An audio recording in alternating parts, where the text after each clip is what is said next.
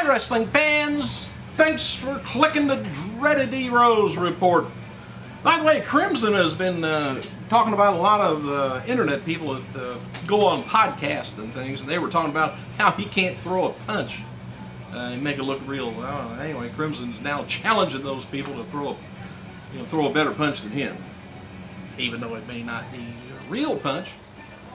Anyway, as noted before, WWE has recently released Buck Dixon from the developmental deal. He's the son of Mark Canterbury, who performed as Shanghai Pierce in WCW.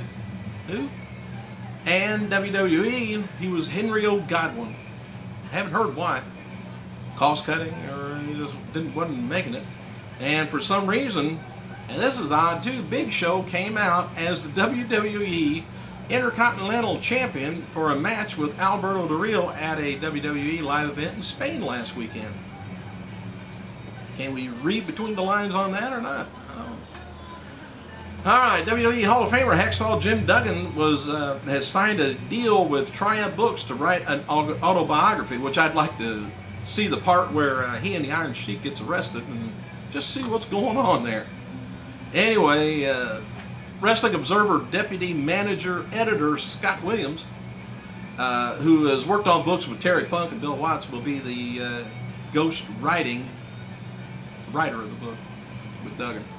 Monday Night Raw on May 23rd had about 458,000 homes watching it on tape or DVR'd, setting an all-time delayed viewership record, which I didn't know they kept track of it for that show. This made the rating go from a 3.40 to a 3.86, meaning that the 88% watched Raw and 11%, close to 12%, watched it later. Tough enough, that week had 181,000 homes, or 9.9% in delayed viewership. Former high school coach Joseph Simone, 22, was arrested at Tuesday night's WWE SmackDown taping in Providence, Rhode Island, for impersonating a Rhode Island state trooper. Also, he's been arrested earlier this year on charges of child pornography, solicitation, and extortion. Odd people in the WWE audience, isn't there? Alright, ECW originals. The Sandman turns 48 years old, and the Ultimate Warrior turns on Hulk Hogan. Oh, and he also turns 52. The fact that Zack Ryder, he's still doing some, fans are doing a bunch of vocal stuff, wanting him back on there. I have no idea why, but he's bleeding it as much as he can, get his name pushed out there on internet and TV. He's okay wrestler, but the persona, nah. Sin Cara's noted to friends how much Triple H has been helping with him, and he talked about the frustrations he's been feeling with having to do a new style of wrestling, all while in the spotlight shining down on him. He says kind of mixed feelings on that, because he wrestled for years with luchador type stuff, and WWE's far from that. Cara also said fully aware of the situation of being in the right place at the right time, and Triple H's first guy brought in as an international star. I think they got a couple more coming that way too. As noted before, there's a great heat after officials were disappointed in Cara and Chavo Guerrero's match at Over the Limit. Regarding that match, Guerrero took all the heat from the officials for the match not being good. I don't remember it being that bad, but I guess they expected a lot more since it was pay-per-view. Alright, WWE's removed Michael Tarver's bio from their roster page. Tarver posted the following on his Twitter about being released. He said, "Thanks for the kind words, you guys, but I'm just getting warmed up. WWE was just the beginning. God help us," he says. "Stay tuned." Then he's going on, what's going on with the family, FYI, about ready to go to ham all over the web starting Sunday night. You haven't seen my potential yet, stay tuned. Alright, what else we got? I'm getting ready to watch the very best of WCW, and it's going to be a lot of time then spent on it, but I'll watch the first disc and then pick up the other two later and watch them. But I'll let you know my opinion. If you got the WCW thing, let me know your opinion of it. Did they do a good job? A little bias or not? Anyway, what brought that up was Diamond Dallas Page and Kevin Nash are scheduled at the Calgary Comic and Entertainment Expo in Calgary this weekend from the BMO Center. The Rock took photos with the Disney character Goofy while at a theme park yesterday and wrote the following about John Cena's caption. He says, just bumped into John Cena. Says, I was going to knock the Goofy off his ass, but he said, I'll save that ass whooping for WrestleMania. All right, here's some recent WWE attendance figures.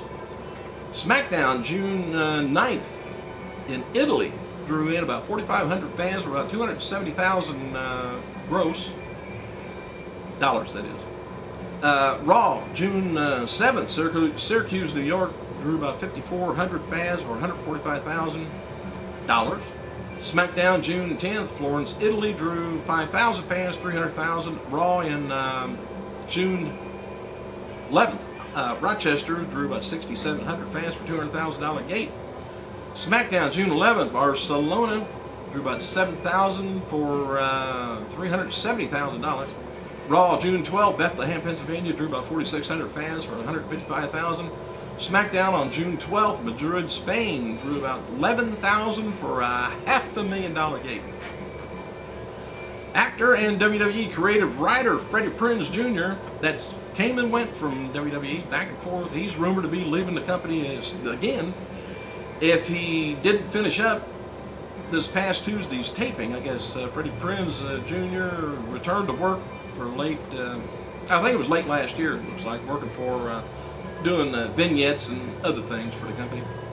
Former WWE star Scotty, Too Hottie, Tiffany, Savannah or Angelina Fong, Tony Atlas, and Rocky Johnson were in Kosovo this weekend visiting the troops.